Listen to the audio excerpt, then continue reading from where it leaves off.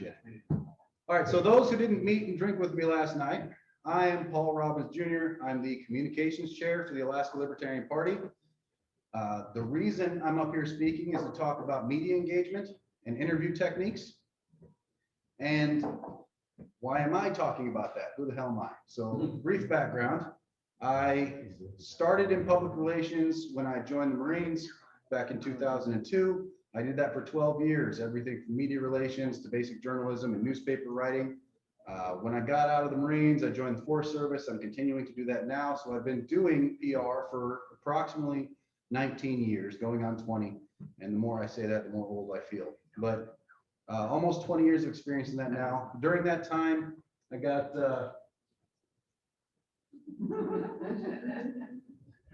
we doing all right, guys? Yeah. What is happening? How did I who put me on the world? I don't know how to turn it off. Oh, no. I invited an Air Force guy There out we to play go. with my tech. And he's trying to upgrade it mid proposal. It was distracting to see 6 of me, I imagine. Okay, so during that 19 years, I also achieved my master's degree in strategic public relations from George Washington University. And I also have spent some time doing it on campaigns.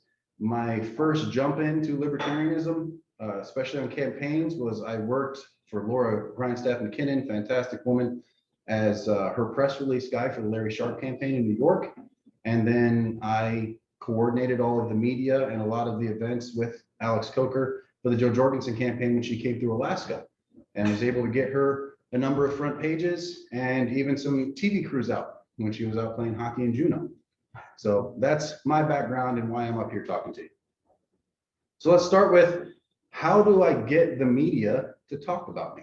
How do I get the media, as coming from someone who's going to run a campaign or be a candidate, how do you get the media to engage?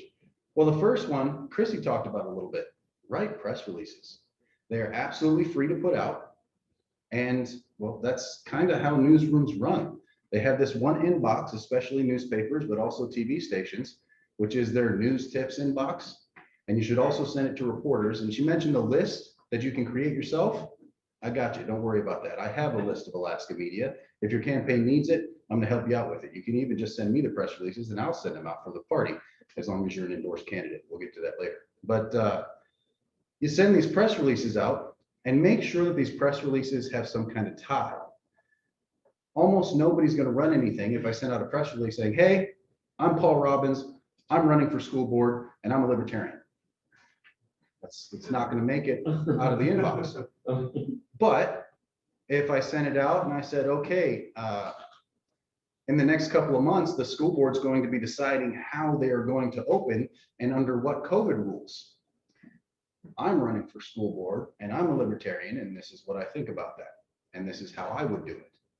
And now my press release is about me, but it's attached to a current issue. And that's how you get press. And that's how we've been doing it lately in the ALP. And occasionally they still ignore us a little bit. Let's not, I'm not going to lie to you. It's still a tough environment, but to get covered, when you send out these press releases, you have to attach them to some kind of current event. Otherwise, it's just going to get tossed out. So you have to stay current with your press releases, which means you have to pay attention to what's going on in your community, which you should be doing anyway because you're a candidate, right? So that's going to be easy. The second thing is follow up. You're going to get a lot more of your stuff run if you call the editor the next day and make sure they got it. If you call the reporter the next day and say, hey, did you get this? I want to make sure. Some of my emails have been bouncing back. I say that all the time. None of my emails bounce back. It's just my way to talk to them and make sure and get them to admit, yes, that event, I saw that. Okay, well, now I know you saw it. So if you don't mention it in your article, then I'm going to call you again later and be like, hey, I sent you that about this subject and my take on this. I didn't see it in your article. What happened? And then you can start that discourse, and eventually you'll wear him down. I've worn down James Brooks from Anchorage Daily News, where he actually responds to my emails pretty regularly. And every once in a while, you'll see some ALP things thrown in there. But it's because when you engage the person, it's harder for them to ignore you. They can ignore their inbox all day long. I ignore so many emails at work all the time. They get deleted after I read the subject. That happens in newsrooms too. So make sure you get that personal contact if you can, especially with local. And the best thing you can do is for not you to call, not your campaign manager, not your comms director, constituents. When I want to get our news run, I get out there on the forums and I say, hey, listen, you Wasilla folks, we got this event going. Please call your radio DJs and say, hey, I'm excited this is happening. You're going to talk about it. Call your newspaper editors. When the readers, when the people who live there do it, then they're more likely to run it. When the ALP's communications guy from Ketchikan calls about a Wasilla event, not really listening to you, A lot of news, especially in Alaska, is very local. So if you can get constituents, even if it's just your libertarian buddies, as long as they live there, they've got more pull in contacting and getting that news out for you.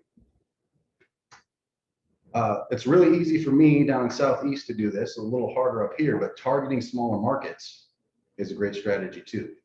Small town newspapers, small radio stations, a lot of times they need content and you're doing them a favor by getting it to them. And a lot of times they're going to run it. So you can get a lot more done in smaller outlets than in the bigger ones. In the bigger ones, you really got to have something going on for them to cover. And be creative. Some of the ways I've made sure we got content in, when I had Joe Jorgensen up here, there really wasn't a chance we were going to get the TV to come out and cover her at all, until I told them a presidential candidate was going to be playing hockey with local Juneau people. And as soon as they found out there was a POTUS candidate on skates with fellow Juneau people, we had a TV camera in there to film it.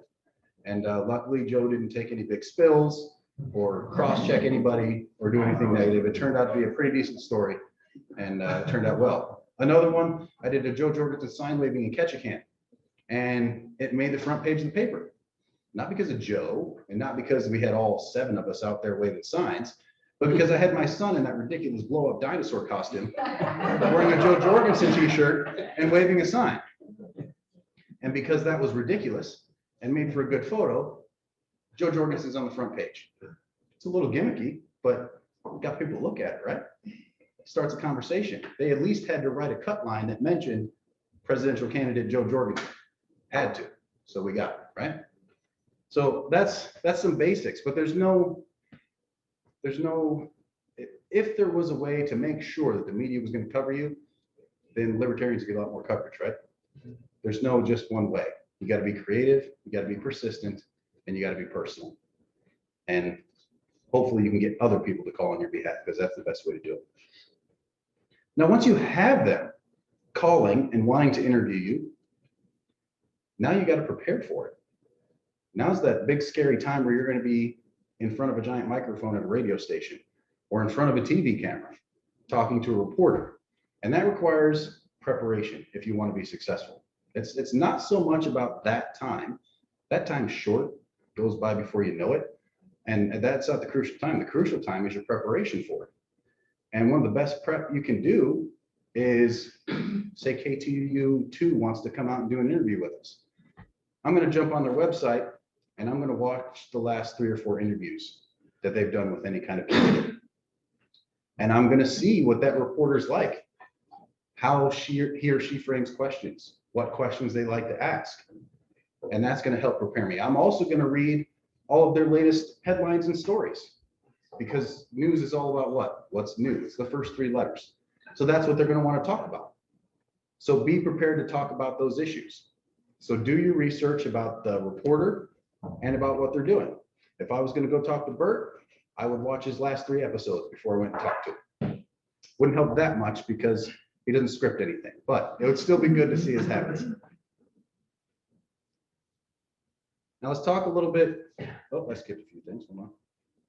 Oh yeah. One of the easiest ways, and people don't realize you can do this, you want to prepare for an interview, email the reporter and ask what the questions are going to be. There's a lot of them that won't send you anything, but most of them will at least send you some hints. I want to know about this. I want to talk about this topic. I want to know why you guys aren't running candidates for this in this office. I want to know why you're running here instead of here. They will send you some ideas of what you're going to talk about. And what better way to figure out what the interview is going to be about than from the source? So contact them. There are some reporters who absolutely will not, because they have some idea that if they don't give you any hints, that they'll only get honesty by ambushing you with questions. Well, more likely you get awkward interviews, but still. Contact the reporter, ask him for questions. And then you have to prepare talking points. And I'm here to help with that. I will talk to your communications directors. I will talk to you. I will help you craft them. But you have to have talking points, not just for what you think the reporter is going to ask. That is definitely something you should do. If there's main topics to talk about, if there's big current events going on, you have to be prepared for that. You have to be prepared for the common questions. But the main thing you're developing talking points for is, what do you want to say? Interviews are not opportunities for you to answer a reporter's questions. Interviews are opportunities for you to get your message out to their audience. They're just giving you a venue to say what you need to say. Now, talking a little bit, actually, I'm going to skip mediums because this next part is important. Thank you. I'm creeping up on the camera here. Now, the reason I say that, it's just a venue for you to get out your message. Quick question, and anybody can answer it. When you're being interviewed by a reporter, who is in control of that interview? Anybody? Bert. You are. It should be. Who's you? The person being interviewed, not the person running the interview. That's darn right. And I love hearing that from somebody who interviews people. The person in control is the person being interviewed. And why is that? They can ask questions all they want, but you've all watched interviews with politicians who didn't answer a single question they asked, right? They just got up there and said what they want. I'm not telling you to do that. However, the reason you're in control is you're the subject matter expert. You're the person of interest that they've decided to put on TV or radio. And you are the only one who can control what comes out of your mouth. What goes into that interview is completely under your control. And you need to know that because you need to be comfortable going into these interviews. And that gives me comfort and always has when I do these, knowing that I'm in control, not them. The only thing they can print, the only thing they can record is what I say. And since I control that, I can make sure that this goes well. The worst thing that happens, if you're prepared and you say everything that you want to say correctly, worst thing that happens, they don't include you. Then you haven't lost anything.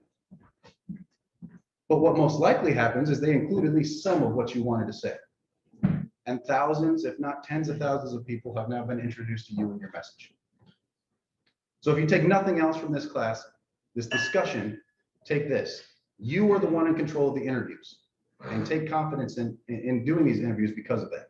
You're in complete control. And I'm going to talk about something called bridging later, which is what you use when they ask a question, and that's not what you want to talk about, and you want to just provide a key message. Bridging allows you to do that, and I'll get to that in a minute.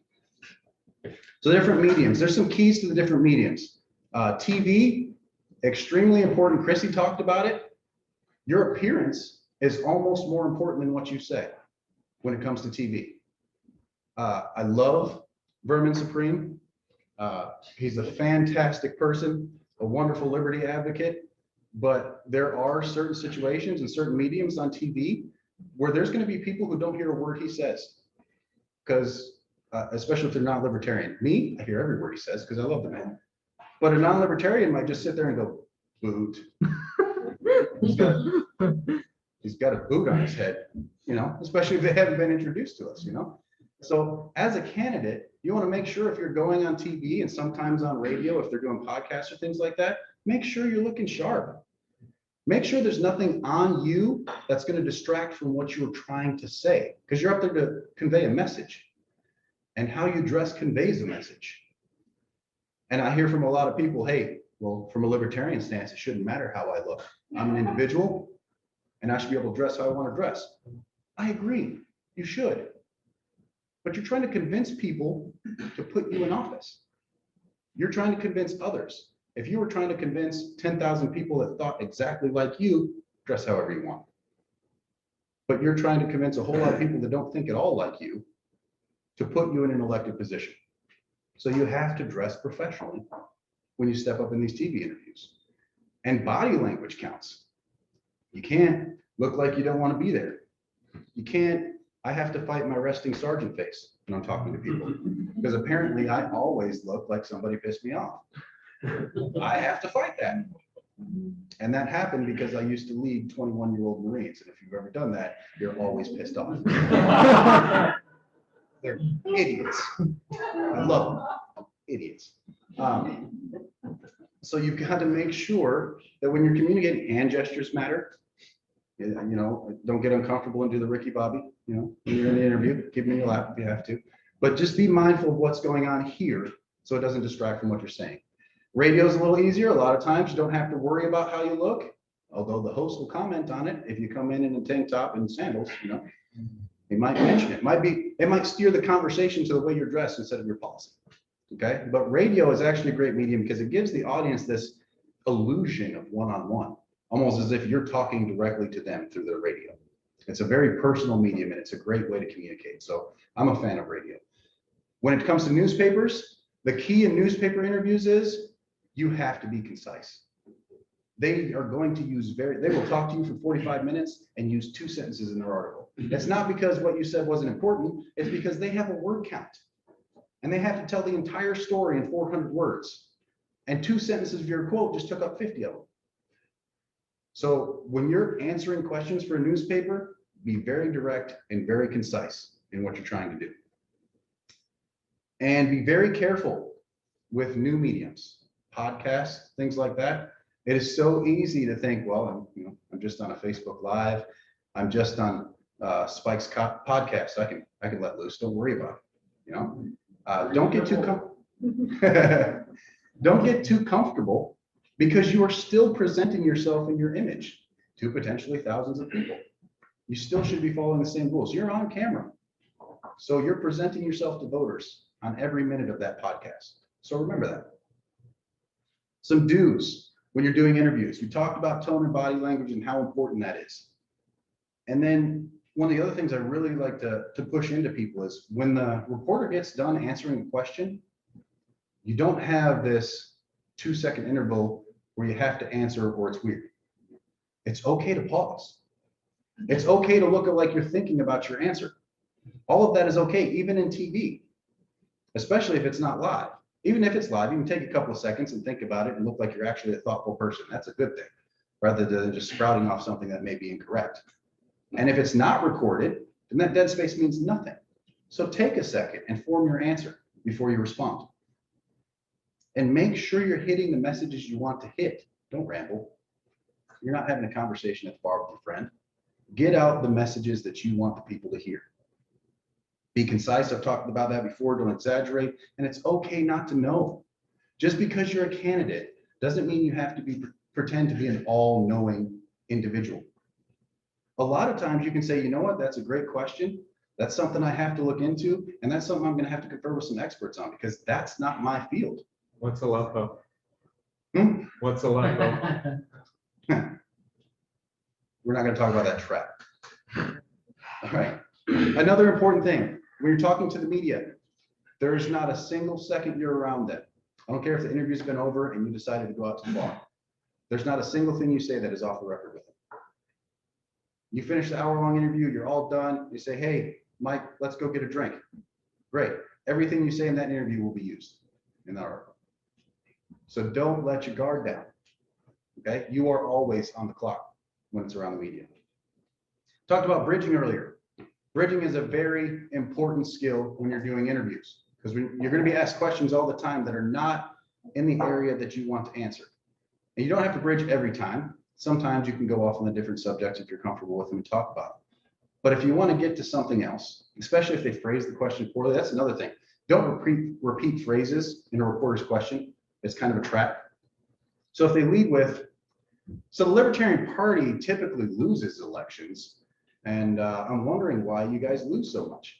You don't want to start off with, well, the Libertarian Party loses elections because you're affirming that part of the question. You want to jump directly to the answer, which, well, actually, the Libertarian Party has over 230 elected officials across the nation right now, and that number is growing every time we have elections. That's your answer.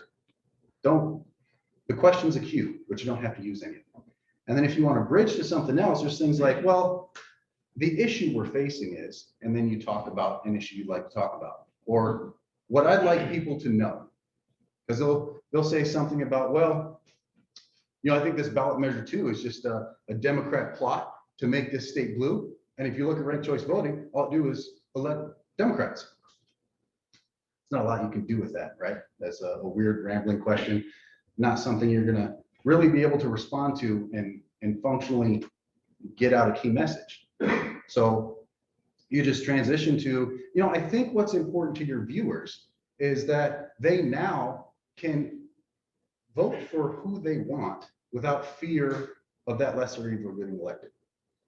So I didn't address his question really at all. I just talked about why we like ballot measure 2 and how it makes it more effective.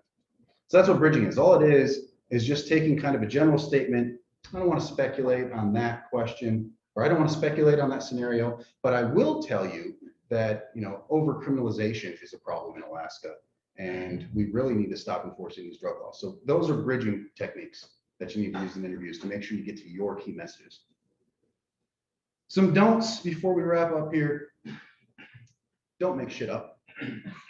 If you don't know, I talked about it a minute ago, just admit to it. So you know what? I need to do a little more research on that. I need to confer with this expert, something like that. A lot of people appreciate a candidate who's willing to admit that they want to look more into that. That was a great question. I'm going to go look into that.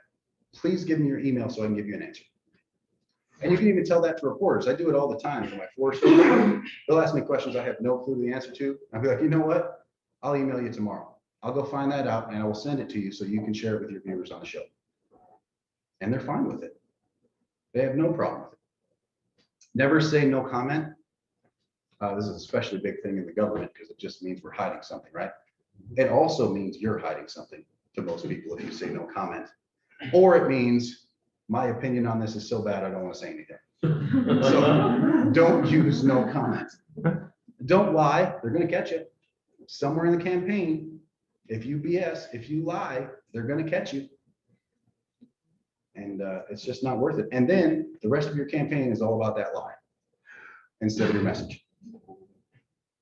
And don't fall for the silence trap. I talked about that one a little bit, about how you can pause and think and respond. I've had reporters do this before. It's not all that common, but you'll see it. They'll ask a question. You'll answer it. And they'll just kind of nod and hold the microphone there, waiting for you to go on. And some people will nervously just start talking and saying more. And that's when you end up saying silly things that they end up printing.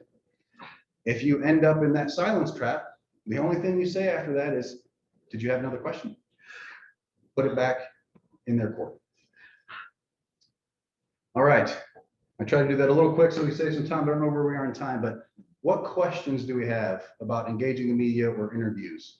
Cole? Real quick, you said, don't make stuff up, don't lie, don't fall for the sign. There's one more don't that we had there. Go back here to my don'ts. Yeah, don't make shit up, don't lie, don't say no comment. Okay. And don't fall for the silence trap. Yeah, avoid no comment. Take it out of your vocabulary. It's an old government tactic that still doesn't work. Be very cautious of, is it not true? If you ever hear a question start with, is it not true? Immediately answer the question of if it's true or not, like immediately answer that. Because what most people do is continue to elaborate around it, and then they just confirm what they said was true. So is it not true the Libertarian Party believes that in education, we should just give up on paying for it? And then you go proceed and you say, well, what the Libertarian Party believes, and then you go on about an educational rap, and you didn't ever really confirm or directly answer that question. I see it a lot in my work. That's the point to mention that. No, that's a good idea. Start out with the words, that's not true. And then give the Libertarian education platform. That way, there was an unequivocal denial of that false statement. And then you explain it. That way, there's no confusion, and there's no way of saying, well, he just dodged that and went off rambling. That's right. Give the straight answer and elaborate. And even if, sorry, that's what time? Wondering where you were in time, so.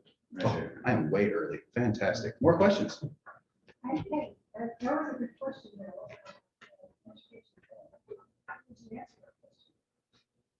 How would I answer the education question? Because you're on the school board. Can you say it again?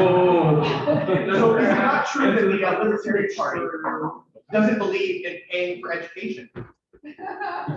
That's not true at all. The Libertarian Party believes in supporting choice for all parents and children. We believe parents should be the sole deciders of a child's education, and we believe that funding for that child's education should come from a voluntary source rather than being extorted from the community.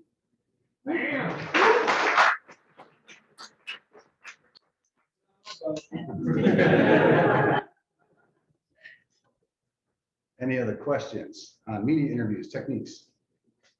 Cool.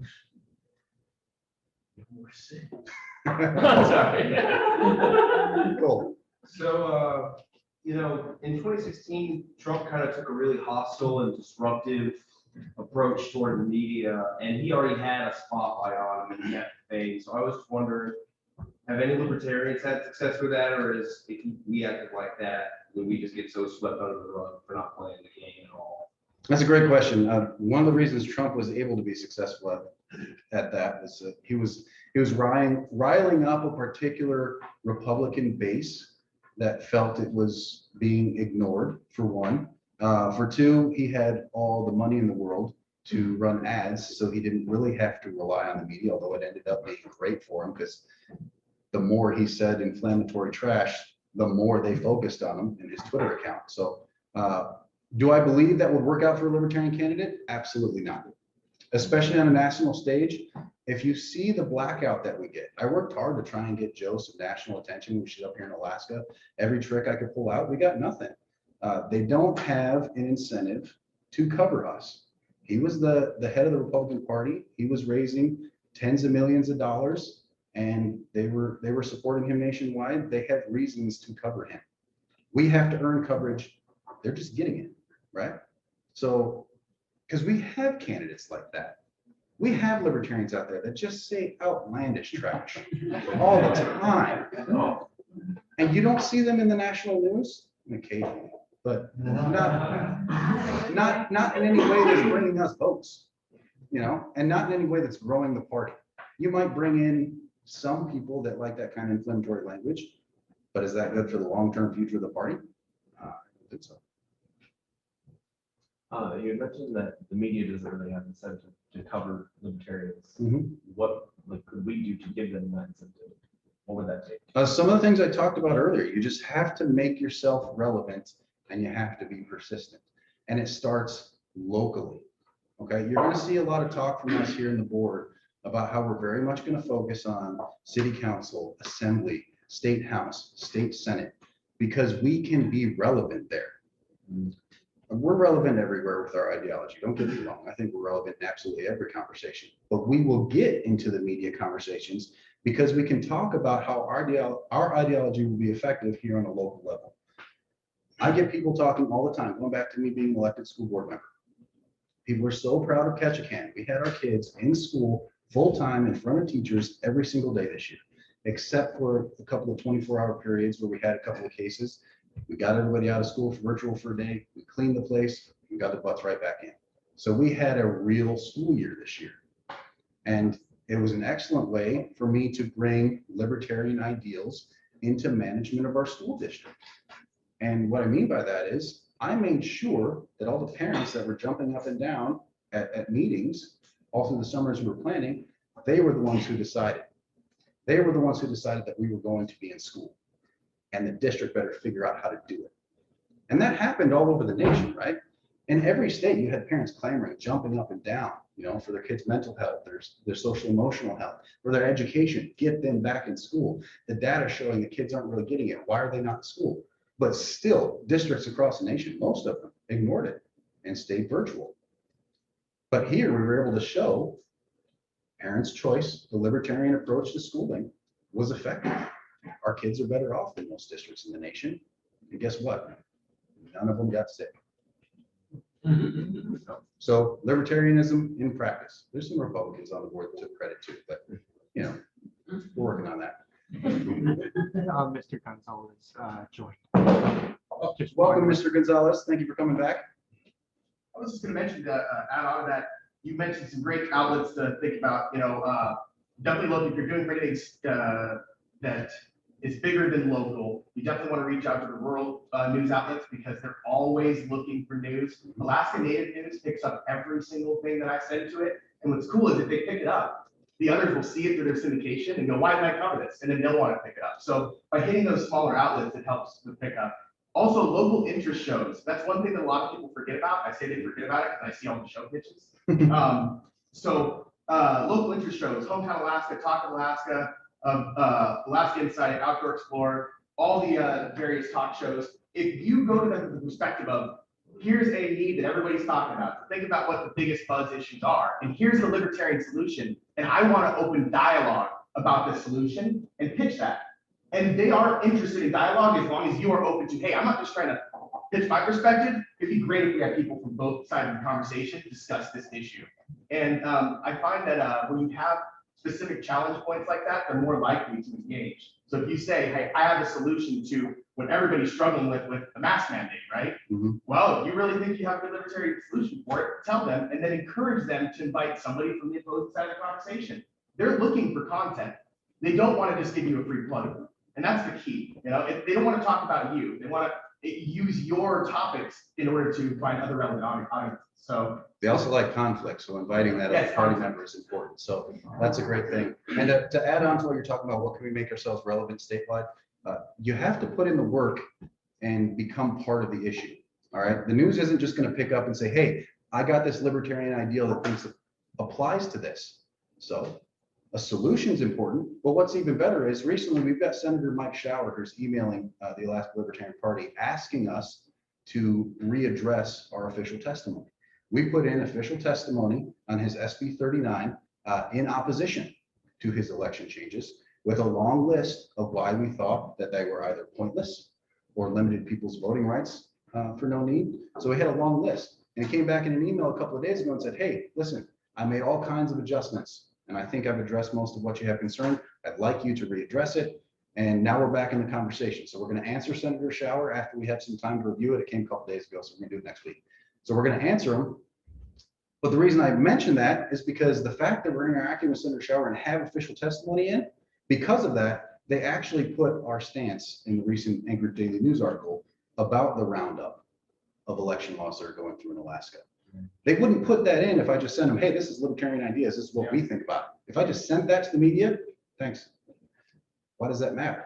But since we have official testimony in, since we're engaging with the senator who's the sponsor of the bill, now our thoughts matter because we have official testimony in and the senator's engaging us. We're an important constituency and now we're in the news.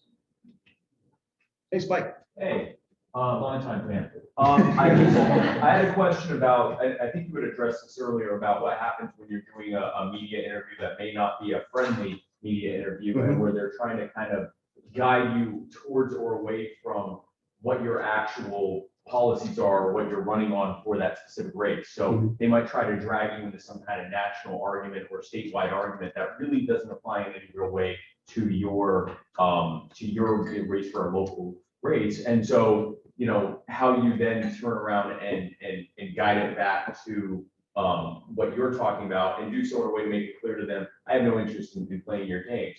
Yeah. So what happens when, for example, you're in a friendly interview, so you're doing a libertarian podcast and they want to talk about the Federal Reserve and they want to talk about the wars overseas and they want to talk about big, you know, hot button, large scale federal libertarian stuff, and you want to guide it back to your conversation about your local race, but also do so in a way making it clear to the people that those things matter to you, but it's just not what you're talking about. What would be an example of, for example, you're on the Libertarian Liberty show with me, Libertarian G Libertarian, and I say, hey, Paul, you know, it's great that you're running for school board and we're talking, I go, you know, well, what do you think about, what do you think about what the Federal Reserve is doing to our cost of living and our monetary policy? Well, how do you address that to me without making, offending me as a libertarian, but trying to make it clear that's not what I'm here to talk about?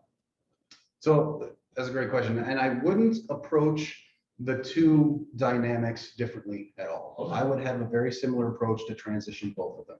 And I do this at work too, when I'm training our scientists to to talk in interviews, I always tell them your biggest out, if they're talking about something you don't want to talk about or something that's not in your wheelhouse, is just to say, hey, I'm not the right person to talk to about that, but I can probably connect you with someone who is. That's an easy one for work. But when we're talking about politics and the libertarian aspect of it, whether it's the guy who wants to get me off track because he's anti-libertarian or partisan in some way, or it's my friend's podcast that I'm uncomfortable, I'm going to address it in the same way, which is, that is a very important national issue, but that's not something that I'm going to be able to address as a member of the Ketchikan Gateway Borough District School Board. But what I am going to be able to address is the fact that we don't support our 2 charter schools well enough. And they are fantastic schools. We consistently see that they produce higher scores than our public schools, but they're not getting the same level of support. And that's something that I can change. And then he might come back, especially the partisan one, and hammer another topic again. And I will hit him with the same one. And it's bad TV, it's bad radio if they keep looking foolish like that. And you keep answering appropriate questions. So they're gonna stop. I've had people do it. They're not just, don't get me wrong. If you're on, what's that guy who turned frogs gay? I'm pretty sure he just, yeah. Alex Jones gonna keep going. And you're just gonna have to do you and keep doing your transition. But most reporters, and especially friendly ones, are gonna get the hint. But just keep doing that. Acknowledge that what they're talking about is important, because it's important to them or they wouldn't have asked it. And then talk about what you came to talk about and what you are there for. Because why, as a school board candidate, would I be talking about the Fed Reserve or the endless wars? You can get me going on wars all day long. That's a trigger for me, but I'm going to avoid that if I'm talking about school board. Doesn't make any sense. And that transition I would just use over and over again. A nice, friendly transition that focuses on what I'm trying to do, whether I'm there with an enemy or a friend. Follow-up question. If you're running for school board, would it be a good idea to book yourself for Alex Jones? Probably not. Probably not. Might be fun. Yeah, it'd be fun. I guess my question is more along the lines of on how you would approach certain things, whether or not to go an aggressive route, neutral route, or passive route, as far as when answering questions. Like, if I decide to run for state representative on District 20, which is obviously a very, very, very, very deep blue area and has fields in it. But the question of it is, if I'm answering questions, would be something like, to go back to the school opening question of do I, what suggestion on making the choice whether I'm doing, well, Zach believes that the union, the union decision not to open schools is best, best idea for the kids versus something like saying, we have the science, backs what we're proposing or that kind of thing. Just, when to go on the attack versus when to basically stay positive. And for me, that was one of my biggest criticisms of certain campaigns in 2016, where when they had the perfect opportunity to go on the attack, they decided to make the passive route. And I don't know if you have a question or suggestion about that. Yeah, I do. And I'll explain it after I say it, but I'm gonna start off by saying, as your communications director, I can't picture a time where I would ever tell you to be aggressive. Okay. In any of your communications, because you can show passion and compassion and commitment without being aggressive. And that's coming from a Marine. I'm telling you, you don't have to be aggressive to show to people that you're on top of the issue and that you're passionate about it. And in fact, it's a negative thing, especially if the other person is getting angry. You want to look like the collected one. Let them look like a fool. But you can get across your message, and you can get across your firm stance and your passion for that particular subject. But that's what you want it to be. Passion, not aggression, not attack. We don't want to be caught up in that. In fact, that's why we're trying to pass ballot measure 2 and things like this, because we want that politics to go away. We want to talk about issues. We want to talk about what you're going to do, not how terrible they are. They're a liar. I hate that. I hate their policy. No, we want to talk about what we're going to do to make things better. And that's what I would always advise. Now, I'm not going to talk about the presidential campaign. I haven't really worked on one of those. Those are different issues. I don't know if I'm sure they missed some opportunities to have more powerful messaging, I would say, but I don't think there was a chance. There are times where they should have been aggressive. is what I should say. They probably should have had more powerful or concise messaging at certain points, but I don't know about aggression. Sian? The general rule in campaigning is if you don't ever say your opponent's name,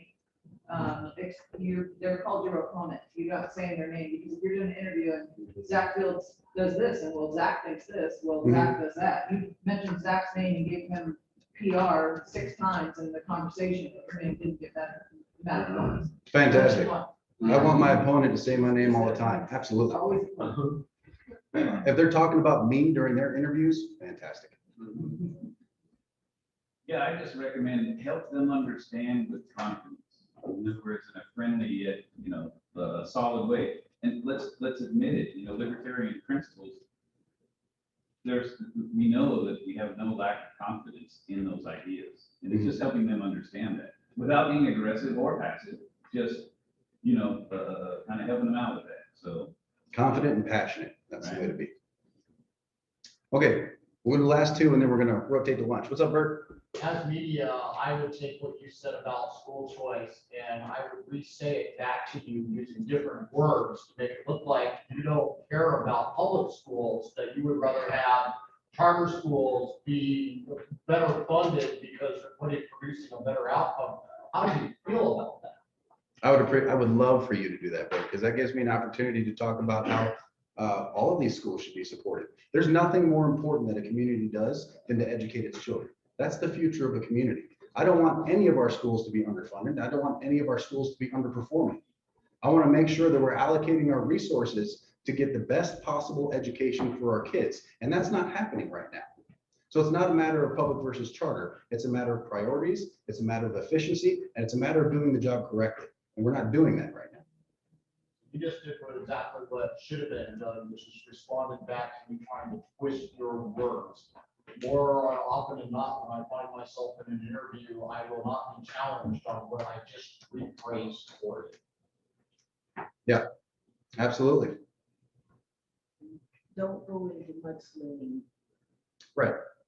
Mudslinging doesn't benefit us. All right, Alex, and I'm done. So earlier you mentioned like during newspaper interviews, how they'll only take maybe a couple of sentences and have it in the entire article. One way to handle that or get around it, not exactly the question, but is to always go live with your interviews. In this day and age, you can kind of merge that live podcast still with traditional media. And every time you believe you're going to be going on, there's no reason why you can't get live, get the camera rolling, have the entire interview there for posterity. If you want to do that, but make sure you clear that with the reporter. Don't record somebody without their permission. A better way might be to record the interview yourself and then embargo it for after they post out whatever they have. Yeah, because newspaper reporters may not want to be on a live broadcast, and you may be eliminating your chance at an interview. So either coordinate it with them or just record it for your own posterity, because the reporters are not out to get you, okay? Reporters are not out to twist your words, and reporters are not out to lie. I've worked with them for 20 years now. Everybody from the Boston Globe to CNN to Fox News, all of them. Okay, for the most part, they do want to tell a good, honest story. Some of them are going to have some spin, but they generally don't change your quotes because they actually can get fired for that. And if they do miss a trivia line, I've run dozens of corrections through major newspapers. All I have to do is call their editor. That's not what I said. This is what I said. And it's corrected in the next day's paper. I wasn't framing that from a malicious standpoint. It was more to the degree of, hey, I just want to have this whole thing available for my audience and allow them to see the whole thing. As long as you communicate it, most reporters won't have a problem with it. Right. Although they will have a problem with you scooping them because they want to be the one to break the story. And if you're doing it while they're interviewing you, it takes away from the value of their time and putting in that effort. So you might not get any more interviews if you do that. Just like if I put something out from the ALP, if I put the press release out and put it out on Facebook before the story runs in ADN, that story won't run because now we've broke it. It's our news and not theirs. And we've taken away the value of that reporter's time. It's going to go do something else. It's past 11:30. I need to wrap out, guys. I'm going to be here all day if you have more questions. So happy to talk to people afterwards.